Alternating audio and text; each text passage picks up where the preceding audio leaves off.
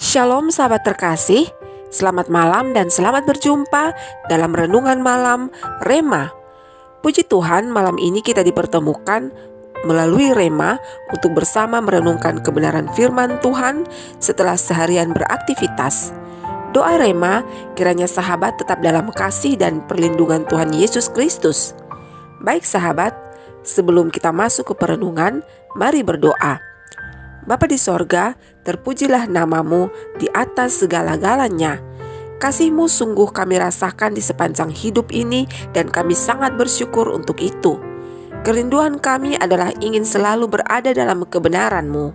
Oleh karena itu, tuntunlah kami oleh Roh Kudus sehingga hidup kami selalu seturut kehendak-Mu.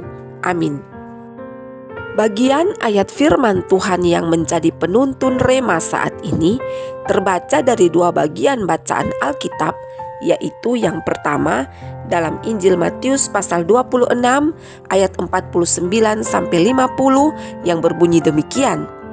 Dan segera ia maju mendapatkan Yesus dan berkata, "Salam Rabi," lalu mencium dia. Tetapi Yesus berkata kepadanya, "Hai teman, untuk itukah engkau datang?" Maka majulah mereka memegang Yesus dan menangkapnya. Dan yang kedua dalam Injil Yohanes pasal 15 ayat 13 sampai ayat 14 yang tertulis demikian. Tidak ada kasih yang lebih besar daripada kasih seorang yang memberikan nyawanya untuk sahabat-sahabatnya. Kamu adalah sahabatku jikalau kamu berbuat apa yang kuperintahkan kepadamu. Sahabat Rema, persahabatan adalah salah satu hal yang indah dalam hidup ini.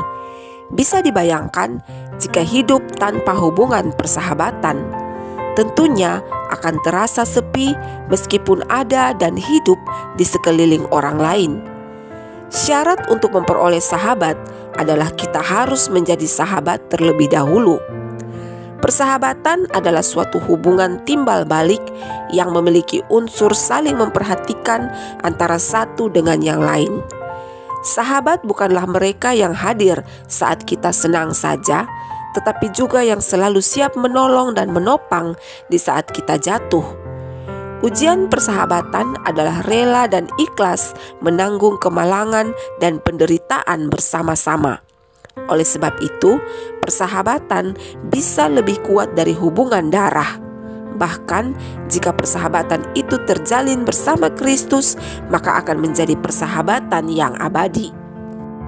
Sahabat Rema, Yudas Iskariot menyerahkan gurunya dengan sebuah ciuman seperti yang ada dalam ayat perenungan saat ini. Mungkin selain menganggap Yesus sebagai guru, Yudas juga menganggap Yesus sebagai sahabat. Namun tidak demikian dengan Yesus, karena Yesus menggunakan kata teman, bukan sahabat. Yesus tidak sembarangan menggunakan kata teman, karena dari pernyataan tersebut, Yesus ingin menunjukkan bahwa Yudas Iskariot bukanlah sahabat. Dia hanyalah teman bagi Yesus, meskipun Yesus tahu dan kenal sampai pada hal sekecil-kecilnya dari diri seorang Yudas Iskariot. Dalam Alkitab, kata teman tidak digunakan oleh Yesus untuk menyapa orang lain selain Yudas Iskariot. Dalam Injil Yohanes 15 ayat 13 dinyatakan bahwa tidak ada kasih yang lebih besar daripada kasih seorang yang memberikan nyawanya untuk sahabat-sahabatnya. Dari pernyataan ini menunjukkan bahwa Yesus sangat tahu apa arti menjadi seorang sahabat yang baik. Hal ini sangat berbeda dengan Yudas Iskariot yang mungkin menganggap Yesus sebagai sahabat, namun tidak tahu arti seorang sahabat, sehingga ia menyerahkan nyawa sahabatnya sendiri. Itulah sebabnya Yesus menyatakan Yudas Iskariot hanya sekedar teman, bukan sahabat.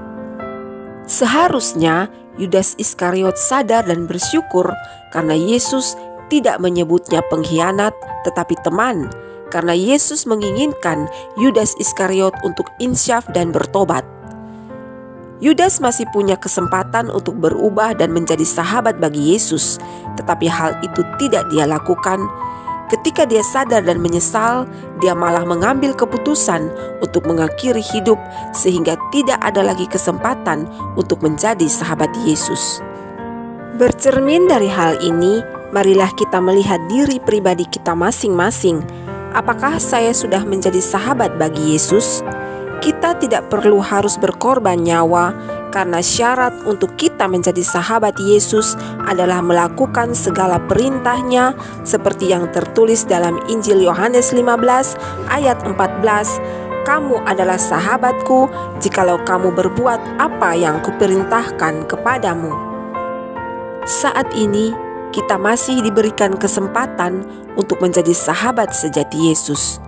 Jangan tunggu dan jangan tunda sampai besok, lusa dan seterusnya, karena belum tentu besok, lusa dan seterusnya itu menjadi bagian kita. Jangan sampai kita menyesal sia-sia seperti Yudas Iskariot. Saat ini adalah kesempatan untuk membuktikan apakah kita benar-benar sahabat bagi Yesus atau hanya sekedar teman. Ketahuilah sahabat, Yesus sangat merindukan kita untuk menjadi sahabatnya. Karena dengan menjadi sahabat Yesus, maka kita bisa menikmati kehidupan baik saat di dunia ini maupun hidup kekal bersama Yesus di sorga. Sahabat Rema terkasih, hiduplah dalam persahabatan, karena untuk itulah kita diutus.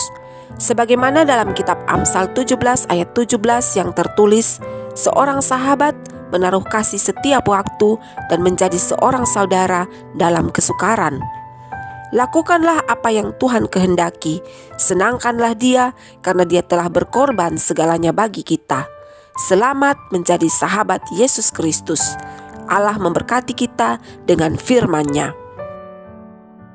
Mari berdoa. Tolonglah kami ya Bapa, agar kami selalu menuruti dan melakukan kehendak-Mu, karena kami rindu untuk menjadi sahabat sejati-Mu, agar kami bisa menikmati kehidupan kekal bersama-Mu. Amin. Sahabat Rema yang diberkati Tuhan, terima kasih untuk kebersamaan saat ini. Harapan Rema, kiranya melalui perenungan firman Tuhan ini, sahabat dikuatkan dalam iman untuk menjalani kehidupan. Jangan lupa untuk menjadi saluran berkat dengan berbagi berkat yang telah didapatkan saat ini. Jika Tuhan berkenan, maka kita akan kembali bersama pada Rema selanjutnya. Selamat malam dan selamat beristirahat. Yesus Kristus, Sang Sahabat setia, senantiasa menyertai kita. Shalom.